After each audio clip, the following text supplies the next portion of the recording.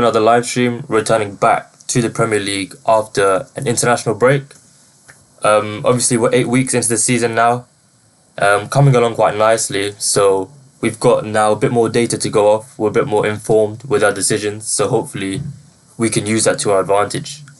It's worth noting that generally you find that books become a bit sharper at this point in the season, so value becomes a bit harder to find. But I think there's quite a lot on offer this weekend, so without wasting any more time, the first game to cover is Ipswich against Everton. Gonna skip the early kickoff for this, Tottenham against West Ham. But I do have quite a lot of angles for that game, and I'll be covering it more in detail in a thread. So if you're not already following me on Twitter, make sure you are. Got quite a lot lined up for that one, so that is something to look forward to. First game for the stream though is Ipswich against Everton, 3 o'clock kickoff at Portman Road. Ipswich sit just above the drop zone, but they are yet to pick up their first win in the Premier League. They have a record of 4 draws, 3 losses, and last time out they were pretty comprehensively beaten by West Ham at the London Stadium. They look really poor defensively. For the visitors, Everton sit just one place above Ipswich in 16th, but they are unbeaten in 3, so have sort of picked up a bit. Last time out, there was a goalless draw played out against Newcastle, a scoreline which probably didn't do Newcastle any justice. There was quite a lot of chances for the visitors. Anthony Gordon obviously missed a penalty, so I think Sean Dyche was a bit lucky in that game. Moving on to the injury report, Kieran McKenna highlighted how he's quite close to being able to pick a full squad, with Broadhead sort of nearing a return. Only notable absentee will be Axel Tuanzebe, who remains out with a hand injury, which means Ben Johnson will likely return to right back. Mikalenko for Everton is a doubt, as is Patterson and Coleman, which leaves the Toffees a bit light at fullback. So we could see James Garner again deputise in a sort of unfamiliar position. Jared Branthwaite is a 50-50, and again I think his presence makes a real difference for Everton, so that's one to keep an eye on. First angle for me is for McNeil to register 2 or more shots, which is priced at 1.73 with Paddy Power. I think this is one of the best prices of the weekend. Reason being, I think Paddy Power have been quite slow to pick up on a positional change, and that is with the arrival of Iliman Ndiaye. He sort of secured a starting position on the left where McNeil would normally play, which has shifted McNeil into a sort of central attacking midfield role, sort of behind the striker. His first game in that role was against Bournemouth, and since then he's had 2 or more shots in 5 out of 6 games, only failing against Aston Villa, where he had 1 of just 6 shots in total for Everton. So that was obviously a much tougher matchup than Ipswich will be. I mentioned that Ipswich were really poor against West Ham. I think they were getting bypassed in midfield way too easily, so they provide a good matchup to target sort of opposition shots. When you consider the matchup, when you consider that McNeil has played the full 90 minutes in 5 of those 6 games, at least 80 minutes in all of them, we're sort of targeting a player with a high expected minutes in a very attacking role. He'll be on free kicks, so I think getting 2+ shots at anywhere near evens is quite surprising. So I think definitely ladder potential here. Could maybe look to add a shot on target in there, 3-shot shot on target, that kind of ladder. But I think as a baseline, 2+ shots at 1.73 is a fantastic sort of value, fantastic starting point for the weekend. Moving on, obviously, with McNeil shifting into a central role, the person to accommodate him has been Abdoulaye Doucouré.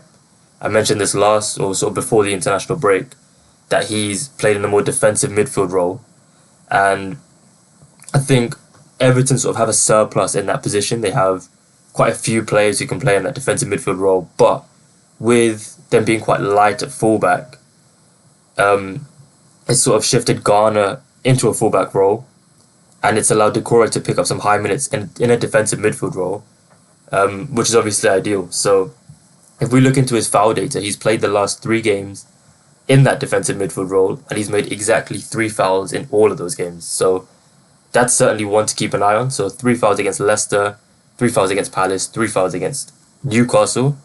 Obviously, the Newcastle matchup is a good one, but I wouldn't say Palace or Leicester are a particularly great matchup for fouls. So that data looks encouraging in that sense.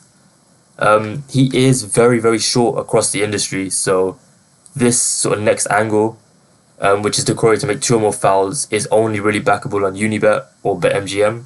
So if you are lucky enough to have one of those accounts, I would take that value instantly.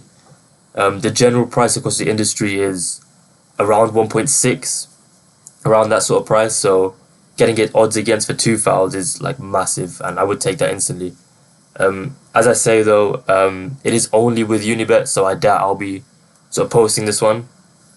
However, I sort of understand that there are quite a few people with a active Unibet account if you're from other countries than the UK, so I would advise taking advantage of that value whilst it still holds. Next up, I'm sort of focusing on a few individual matchups in this game. I think we do get some nice value, especially looking to take advantage of Ben Johnson starting at right back. Assuming Iliman Ndiaye starts, that's a really, really like enticing matchup to target, and the reason being is Ndiaye has been a magnet for drawing fouls and drawing tackles on the wing. He's a lot more direct in his approach than a McNeil, and you can see in every start he's sort of had for Everton, he has drawn a foul. He's averaging 1.45 fouls drawn per 90, and he will be directly up against Ben Johnson in this game.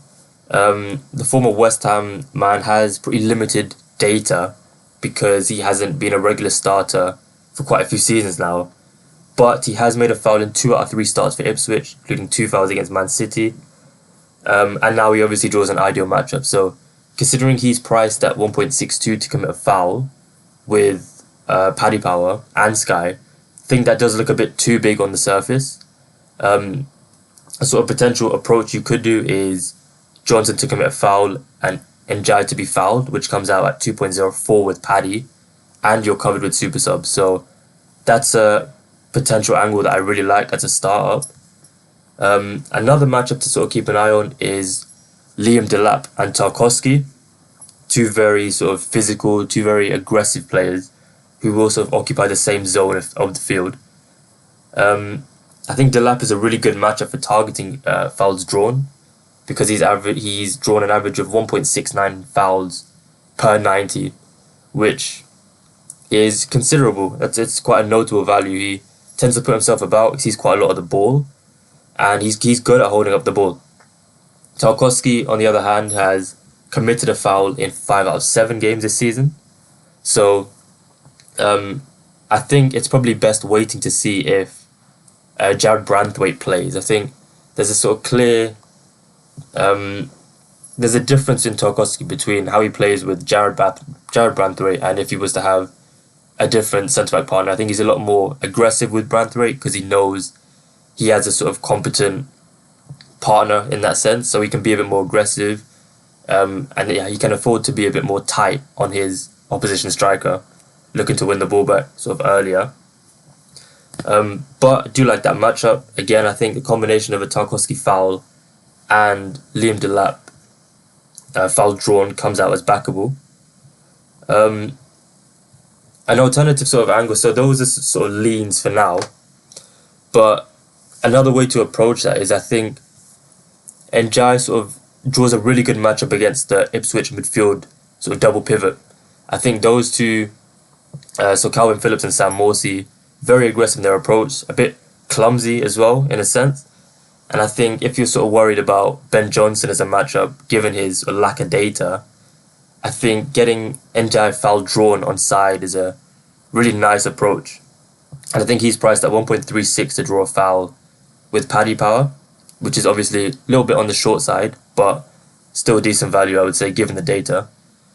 You could double that with Liam Delap to draw a foul, which comes out at 1.8 with Sky. So yeah, I think there's plenty of sort of ways to approach it, plenty of angles to sort of attack this game, attack fouls drawn, which I think is a sort of sensible